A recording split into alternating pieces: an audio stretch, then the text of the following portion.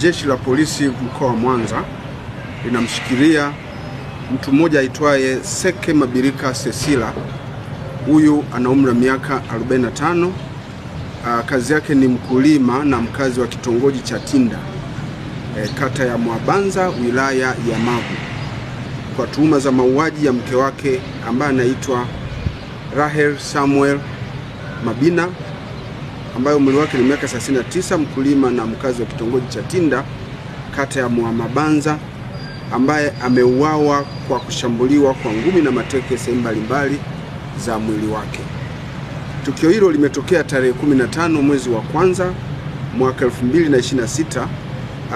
Ilikuwa ni majira ya saa 1 za asubuhi huko katika kitongoji cha Tinda, kijiji na kata ya Mwabanza, wilaya ya Magu, baada ya kutokea kwa ugomvi wa kifamilia baina ya wanandoa hao.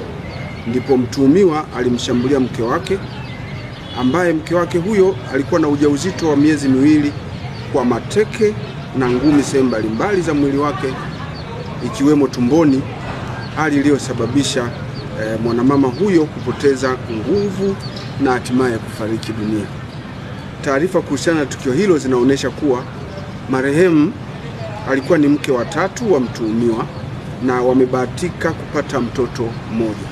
Chanzo cha tukio hilo ni mgogoro wa kifamilia uliotokana na marehemu kudai fedha ya matumizi kwa mume wake huyo. Mwili wa marehemu umehifadhiwa katika chumba cha kuhifadhia maiti katika hospitali ya wilaya ya Magu kwa uchunguzi wa kitaalamu. Mtuhumiwa anaendelea kuhojiwa na upelelezi utakapokuwa umekamilika atafikishwa mahakamani kwa kama ilivyo taratibu za kisheria. Jeshi la polisi katika mkoa wa Mwanza kuhusiana na tukio hilo linawaasa wananchi kujiepusha na vitendo vya ukatili wa kijinsia.